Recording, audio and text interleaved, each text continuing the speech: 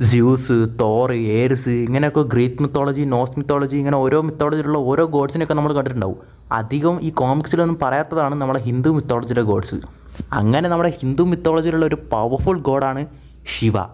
ആ ശിവയും നമ്മുടെ തോർ, അതായത് നോർസ് മിത്തോളജിയിലുള്ള നമ്മുടെ തോറും തമ്മിൽ ഒരു ഫൈറ്റ് നടന്നാൽ ആരായിരിക്കും ജയിക്കുക? ആക്ച്വലി ഇങ്ങനൊരു ഫൈറ്റ് നടക്കുന്നുണ്ട്, അതാണ് നമ്മൾ നോക്കാൻ വേണ്ടി പോകുന്നത്. പിന്നെ ഇത് ദൈവങ്ങളുടെ ഒരു ഫൈറ്റായിട്ടൊന്നും കാണരുത്, ജസ്റ്റ് 2 ക്യാരക്ടേഴ്സ് അങ്ങനെ മാത്രം കാണാം. അപ്പോൾ കൂടുതൽ പറഞ്ഞ് ബോറടിപ്പിക്കാതെ നമുക്ക് കഥയിലേക്ക് പോവാം. ആക്ച്വലി ഈ കഥയുടെ സ്റ്റാർട്ടിങ് എങ്ങനെയാണെന്ന് വെച്ച് കഴിഞ്ഞാൽ നമ്മുടെ ആസ്ഗാർഡ് മൊത്തം നശിച്ചിട്ടുണ്ടാവും. അതായത് ഓടിനടക്കമുള്ള ആസ്ഗാർഡ് മൊത്തം നശിച്ചു പോയിട്ടുണ്ടാവും. ആ ടൈമിൽ നമ്മുടെ തോർ ആസ്ഗാർഡിലുണ്ടാവില്ല. അങ്ങനെ തിരിച്ചു വന്നാൽ നമ്മുടെ തോർ ഇതെല്ലാം അറിഞ്ഞിട്ട് ആസ്ഗാർഡിലുള്ളവരെയും എല്ലാവരെയും റിവൈവ് ചെയ്യാൻ വേണ്ടിയിട്ട് ഓരോ മിത്തോളജിയിലുള്ള ഓരോ ഗോഡ്സിൻ്റെ അടുത്തും, എല്ലാ ഗോഡ്സിൻ്റെ അടുത്തും പോകും.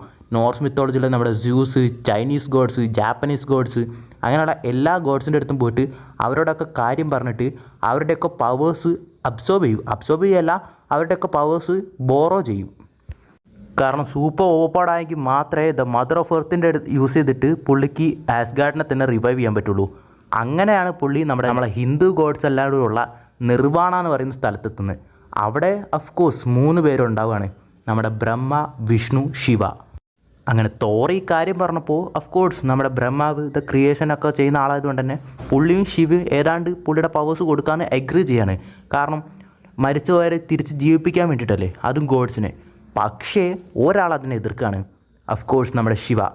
മരിച്ചവർ മരിച്ചു, ആസ്ഗാർഡിൻ്റെ പർപ്പസ് കഴിഞ്ഞു, മരിച്ചവർ മരിച്ചതായിട്ട് തന്നെ ഇരിക്കട്ടെ, അവരെ തിരിച്ചു കൊണ്ടുവരാൻ ആർക്കും യാതൊരു അവകാശവും ഇല്ലെന്ന് പറയാണ്. അങ്ങനെ നമ്മുടെ തോറും ശിവയ്ക്കും തമ്മിൽ അവിടെ ഒരു വാക്കുവാദം നടക്കുകയാണ്. അങ്ങനെ നമ്മുടെ തോറ്, നിങ്ങൾ തരുന്നില്ലെങ്കിൽ വേണ്ട, ഞാനത് എടുത്തോളാം എന്ന് പറഞ്ഞിട്ട് ഫൈറ്റിന് റെഡിയാവാണ്.